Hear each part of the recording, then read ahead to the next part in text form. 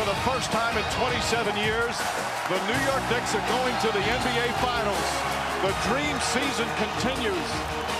Oh, it is certainly a dream, but it's now a reality. Matty B, T-Scales holding you down. The issuing of belts and brooms by the Knicks continues back in the finals for the first time since, well, we'll get to that. All that to say, they had the app formerly known as Twitter going nuts. A buzz, and they are partying like it's 1999. Cue the Prince. New York back in the finals for the first time since 1999. Did I mention that? Yeah. And the city that never sleeps definitely not getting any Z's tonight. Absolutely not, because it's orange and blue skies beyond midnight. After Game 4 against the Cavs, Jalen Brunson and crew ready to bust out the brooms out there in Cleveland, but Donovan Mitchell would at least give it the old college try. This time, scoring inside over OG Anunoby. He had a game-high 31, and that's the last you're going to see of him in this highlight, at least in the positive light.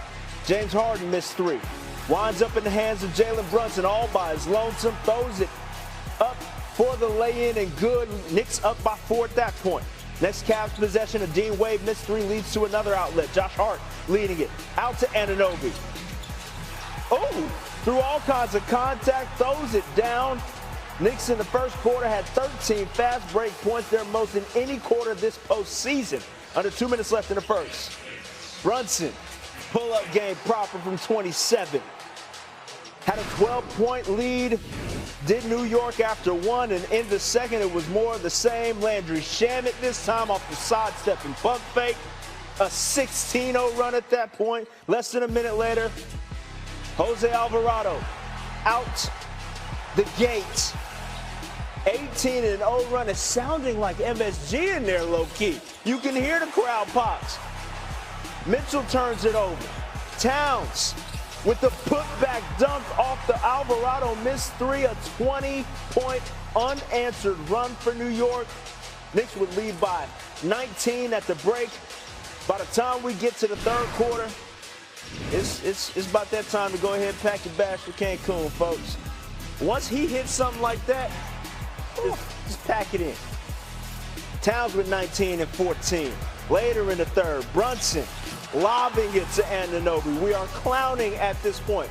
There was a watch party at Radio City Music Hall. 6,000 Knicks fans in that thing, and all of them losing their minds. Under 7 minutes left in the third. Anunoby cleaning it up with the dunk. I just, as New York fans are watching this, I'm sure they're so measured in their expectations going forward. Everything's just going to be very understanding. If it doesn't necessarily end up in a championship, I'm sure there will be no massive reactions. Anunoby with the slam there. Towns a fan. Brunson, your Eastern Conference Finals MVP. The Knicks get to their 9th NBA Finals in franchise history. The belief that the organization has in me has been amazing, and it's something I don't take for granted, and it's something that not a lot of people get the opportunity to do so. So I'm very thankful, and it's an honor to be here in this city and for this organization and this with my teammates. And yeah, obviously these guys have my back, and they've always had it, and wouldn't trade that for the world. Growing up in the area, I feel like the word hope has been gone from the New York Knicks name for a long time. And for me and OG to be part of this team that revives the word hope in the city, it's something special. It's something really, really special, and it's an honor. And it's one of those things, you know, when I was growing up watching the Knicks, it was just hoping one day you could just put the jersey on. I never knew I'd be in this position at this mic talking about us going to the finals and the city believing in us. And that speaks a lot to the camaraderie of this team, the character of this team, the willingness to sacrifice everyone's been willing to put forward for the betterment of the team. And like you said, there's nowhere better in the world when the Garden has hope. And the Knicks are the 4th team to enter the NBA Finals on an 11-game win streak or better. The 89 and 01 Lakers each won 11 straight, and the 2017 Warriors won 12 straight. All 3 of those teams went on to the finals, and 2 of them won it all. But on the losing end of this equation, Donovan Mitchell, who's still searching for his first finals appearance. I mean, y'all asked me 1,000 times if we were tired. I can't tell you yes. But, I mean, we did this to ourselves. And that's not an excuse. They're a hungry team. They beat us. They beat us, swept us. So I don't want to diminish that. But we didn't give ourselves a chance because we didn't handle business. And I told them guys in the locker room, I said, now we know. Like, for a lot of us who've never been here, you can't play with your food. And we had an opportunity in game one, and then we blew that. So the 2 series before, having to go 7, and it's our fault. Like, we did that to ourselves. You know, it's just an unfortunate situation. You know what I mean? Like, any team coming off a tough two series against 2 defensive monsters, it would have been challenging. And I don't necessarily, like, maybe the first 3 quarters we play well. I don't even know if the first half in the first game 1. I think maybe that 3rd quarter we played well, we actually made shots. And then other than that, I don't necessarily can't remember a quarter where we actually made shots, like as a group.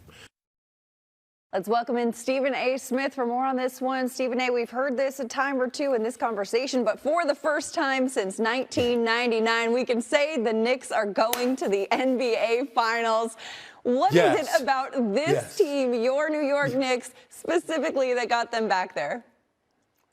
Well, first of all, the thing about this team is that they got someplace the team hasn't got to in the last 27 years. 27 years is a long time.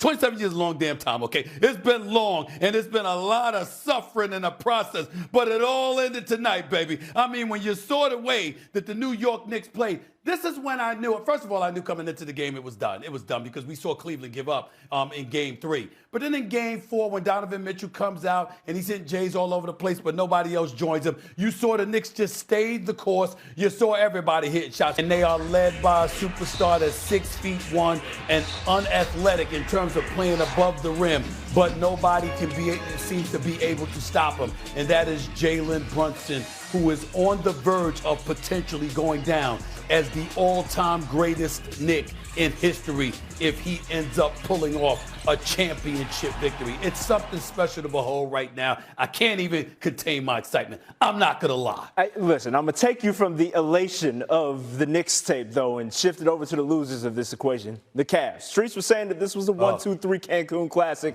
Charles Barkley spoke to that with the Inside Crew at halftime. I want you to take a listen, Stephen A.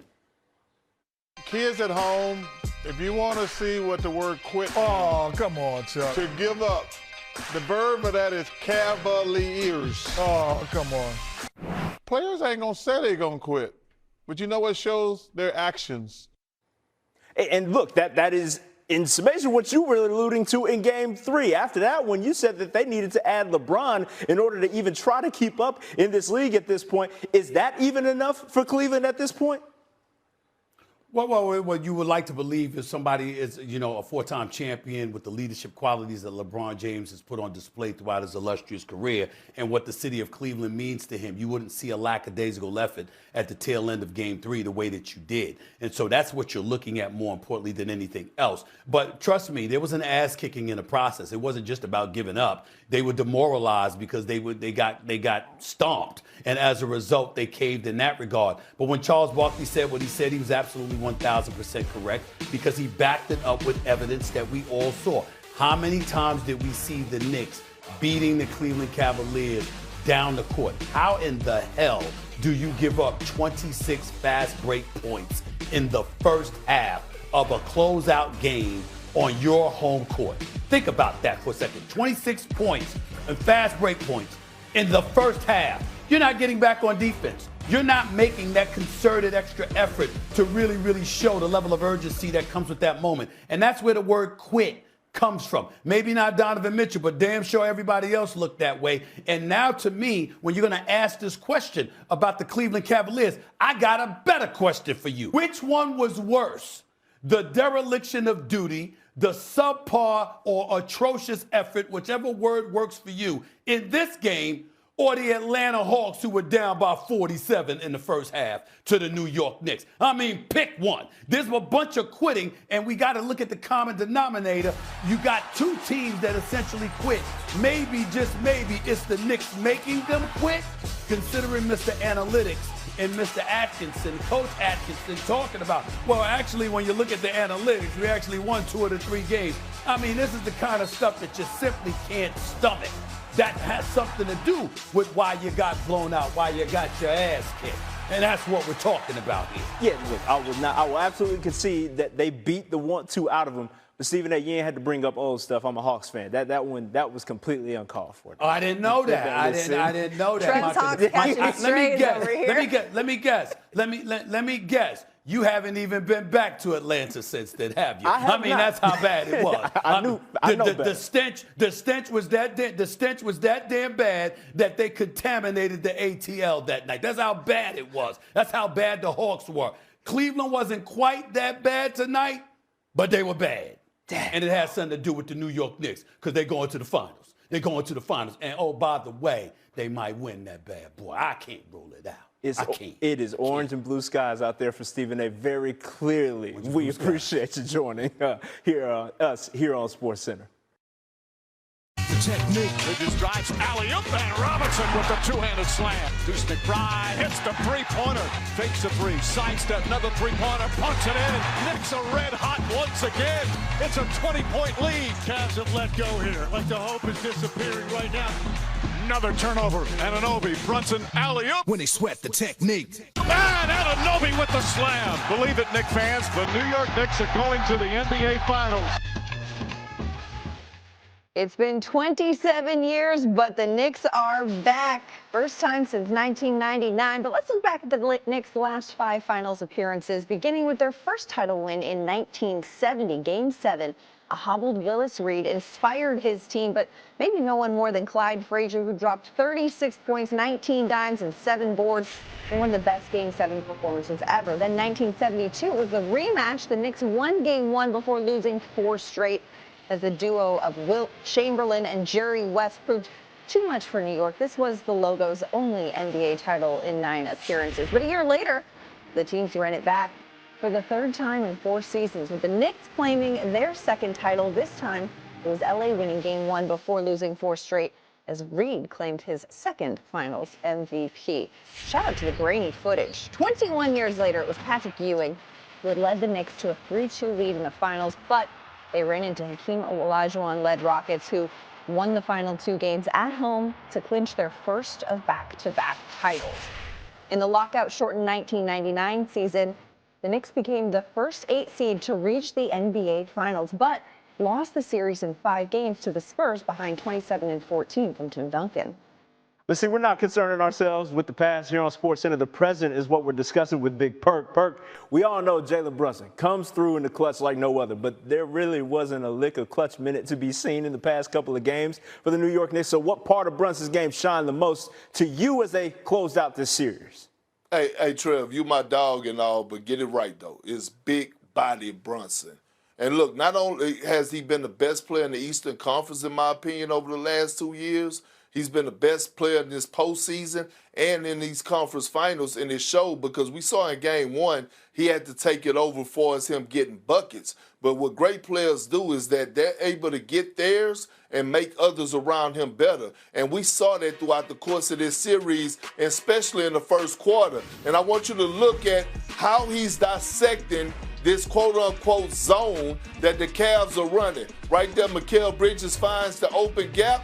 Beautiful delivery by Brunson. Here it is again. Surveying the floor, looking at the help. Draws Mobley up just enough to get the lob to Big Mitchell Robinson. Now we go again. He gets downhill, uses the snake action, and hits him with a beautiful corner pass to Landry Shamet for a wide-open 3.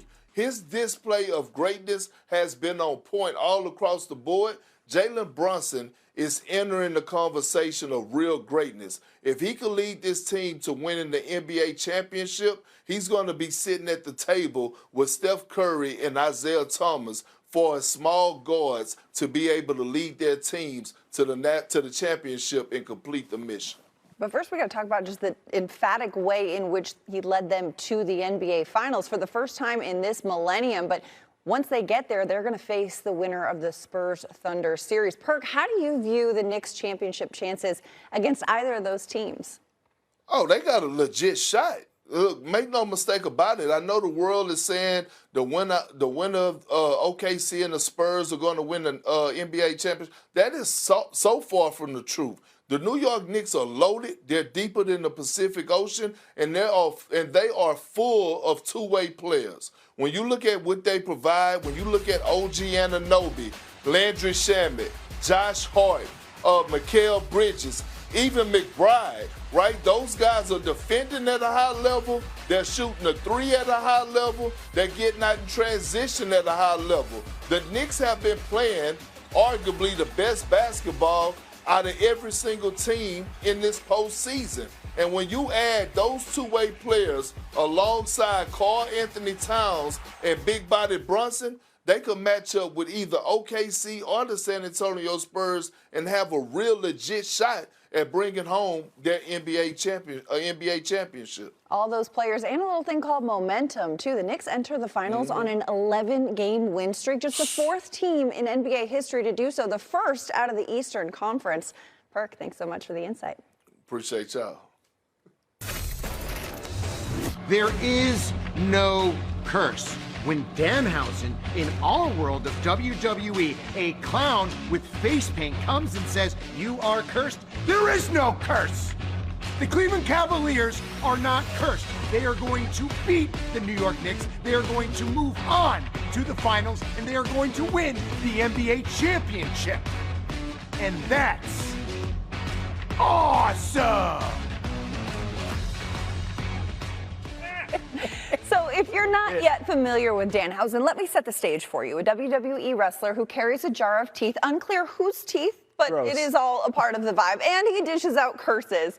Last month, Trev, Danhausen appeared on First Take, cursed Stephen A. Smith and the Knicks, but a Knicks fan took control of the situation, paying the very nice, very evil wrestler for a cameo to formally lift the curse and hex their opponents instead. And it's worked out well for New York. Yeah, what Danhausen did, you know, the whole flipping of the hex switch from upon the Knicks to upon the Cavs, put them on a generational run, Hausen, and has since inspired a level of pandemonium that is somehow as obnoxious as it is charming. I do have a special mission I've been sent on, and it is for the Cleveland Cavaliers tonight, to let them know that they are cursed. Oh. So let's see how it all played out. Game one, Danhausen with the custom Knicks jersey. And it was looking like the curse was very ineffective initially. Knicks trailed by as many as 22 points and found a way to come back in the fourth quarter and win that bad boy, defeating the Cavs 115-104. The curse lives on, and here's Danhausen postgame. Danhausen told you the curse was real. We did it. Danhausen has cursed the Cavaliers.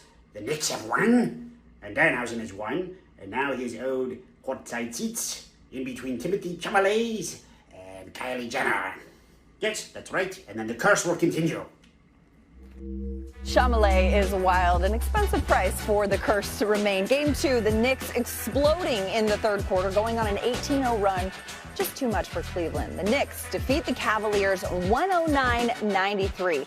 Here's Jalen Brunson postgame when he was asked if he had seen the Danhausen curse and what he thought. Take a listen. I am a little bit curious. You are a bit of a wrestling fan. There is someone else that's kind of trying to take some credit for this at the moment. I am curious about your thoughts about like this entire Danhausen situation. Honestly, I don't know too much about it. I've been off of social media, so I'll leave it at that. I'll leave it at that. Now that grin would tell me otherwise, and this performance in Game 3 tells me otherwise as well, Jalen, because you put up 30. Wound up whooping the Cavs once again, had them looking out there like they were about to quit. Danhausen on social media afterwards saying the curse lives on. 3-0 Hausen. At a Game 4 Monday, Knicks dominating the Cavs in another commanding victory, going on a 20-0 run in the second. The curse lives on. The Knicks reached their first NBA Finals since 1999. There it is. New York wins 130-93, sweeping the Cavs. This just in, Hausen.